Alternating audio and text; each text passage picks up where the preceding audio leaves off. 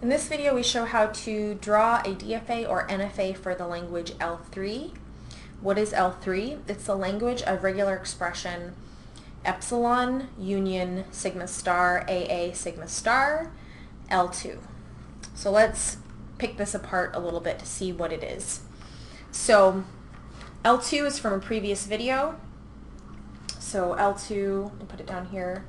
L2 is the language, I'm not going to write it formally, we're just going to write it, language of strings with an odd number of A's, which is the same thing as not having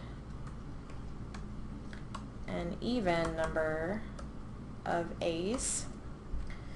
Okay, and then what is this chunk? Right here, this is also from a previous video. It was the language L1. Okay, what was L1?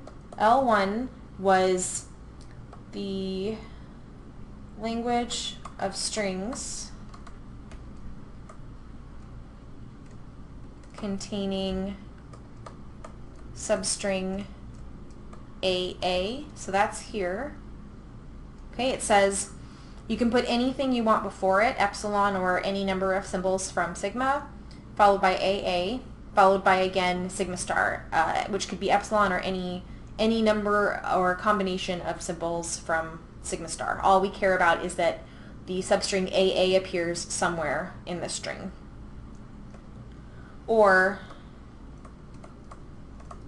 the string epsilon.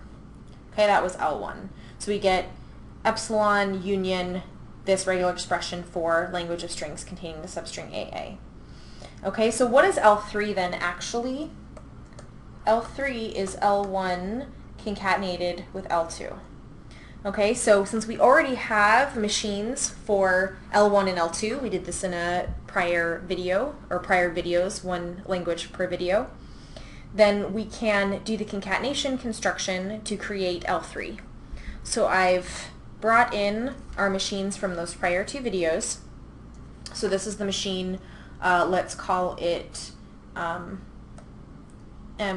for language L1, and let's call this M2 for language L2. So what does the concatenation construction do? It says you need to take some string in the first language and then append onto it some string in the second language. Okay, it's not good enough to just be a string from the first language or just from the second language. That would be more of a union. In this case, we have to follow up a string from the first machine with a string from the second machine. Okay, so how do we know that a string belongs to language L1? Well, it would have gotten to a final state in M1.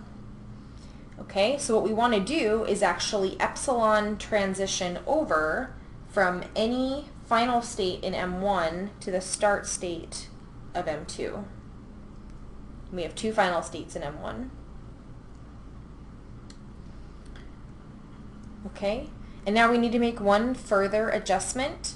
Right now, if I give this machine epsilon, I'm going to accept, right? Because I would accept in one of the acceptance states in M1, one of the final states in M1.